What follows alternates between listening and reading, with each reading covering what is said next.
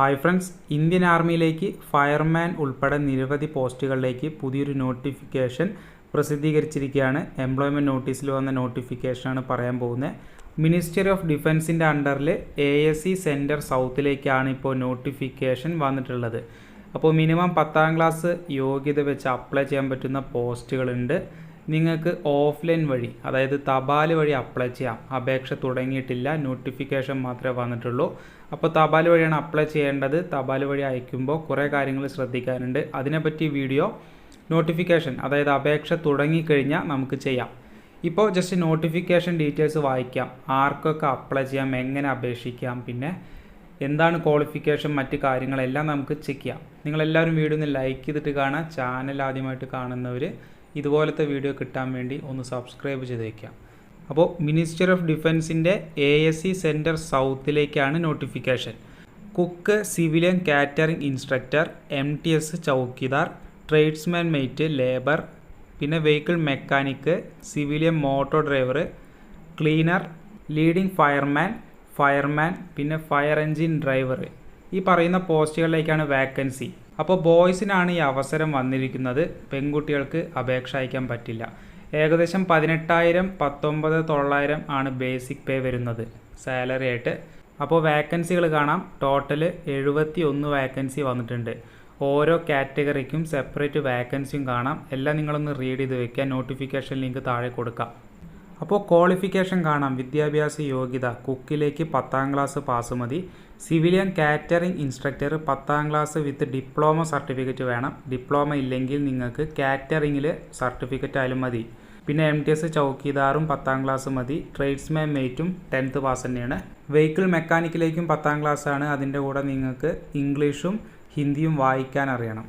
പിന്നെ civilian motor ഡ്രൈവറിലേക്ക് 10ാം class with both heavy and light motor vehicle licence, അതായത് ഹെവി ലൈസൻസും വേണം, ലൈറ്റ് മോട്ടോർ വെഹിക്കിൾ ലൈസൻസും വേണം. പിന്നെ 2 വർഷത്തെ എക്സ്പീരിയൻസ്, മോട്ടോർ വെഹിക്കിൾ ഓടിച്ചിട്ടുള്ള 2 വർഷത്തെ എക്സ്പീരിയൻസും വേണം. ക്ലീനറിലേക്ക് അപ്ലൈ ചെയ്യാൻ 10ാം ക്ലാസ് തന്നെയാണ് യോഗ്യത. പിന്നെ fire engine driver 10ാം class pass, അതിൻ്റെ കൂടെ നിങ്ങൾക്ക് 3 വർഷത്തെ എക്സ്പീരിയൻസ് വേണം. ഹെവി വെഹിക്കിൾ ഓടിച്ചിട്ടുള്ള 3 വർഷത്തെ എക്സ്പീരിയൻസും അതിൻ്റെ കൂടെ നിങ്ങൾക്ക് വാലിഡ് ആയിട്ടുള്ള ഡ്രൈവിംഗ് ലൈസൻസ്, ഹെവി ലൈസൻസും വേണം. അപ്പോൾ അതാണ് ഫയർ എൻജിൻ ഡ്രൈവറിലേക്കുള്ള ക്വാളിഫിക്കേഷൻ. ഫയർ എൻജിൻ ഡ്രൈവറിലേക്ക് അപേക്ഷിക്കുമ്പോൾ 165 സെൻറ്റിമീറ്റർ ഹൈറ്റ് വേണം. ചെസ്റ്റ് 81.5 സെൻറ്റിമീറ്ററും എക്സ്പാൻഷൻ 85 സെൻറ്റിമീറ്റർ വേണം. വെയിറ്റ് നിങ്ങൾക്ക് 50 കിലോഗ്രാമാണ് മിനിമം വേണ്ടത്. പിന്നെ സ്കിൽ ടെസ്റ്റ് അഥവാ എൻഡുറൻസ് ടെസ്റ്റ് ഉണ്ടാവും ഫയർ എൻജിൻ ഡ്രൈവറിലേക്ക്.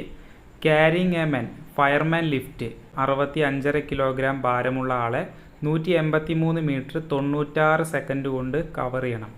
പിന്നെ 2.7 മീറ്റർ ലോങ് ജമ്പും 3 മീറ്റർ വെർട്ടിക്കൽ റോപ്പ് ക്ലൈമ്പിങ്ങും ഉണ്ടാവും. ഫയർമാനിലേക്ക് അപ്ലൈ ചെയ്യാൻ വേണ്ടതും 10ാം ക്ലാസ് പാസ് തന്നെയാണ്. പിന്നെ ഫയർ എക്സ്റ്റിങ്ക്വിഷർ, ഹോസ് ഫിറ്റിംഗ്, പിന്നെ ഫയർ അപ്ലയൻസസ് എല്ലാം യൂസ് ചെയ്തിട്ടുള്ള എക്സ്പീരിയൻസ് ചോദിക്കുന്നുണ്ട്. ഇല്ലാത്തവർക്ക് അപ്ലൈ ചെയ്യാം.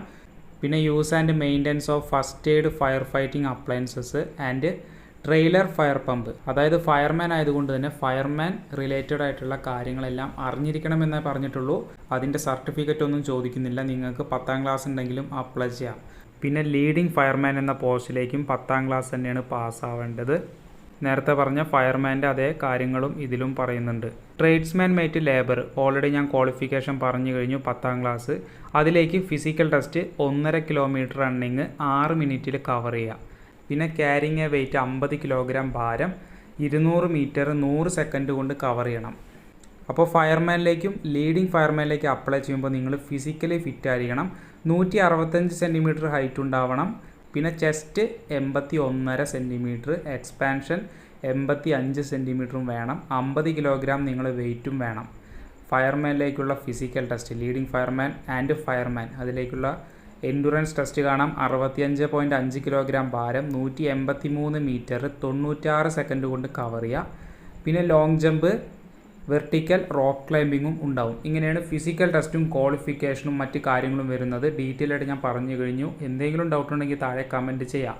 അപ്പോൾ ഇനി പറയാൻ പോകുന്നത് ഏജ് ലിമിറ്റ്, നിങ്ങൾക്ക് അപ്ലൈ ചെയ്യാൻ വേണ്ട ഏജ് ലിമിറ്റ്. സിവിലിയൻ മോട്ടോർ ഡ്രൈവറിലേക്ക് 18 മുതൽ 27 വയസ്സ് വേണ്ടത്.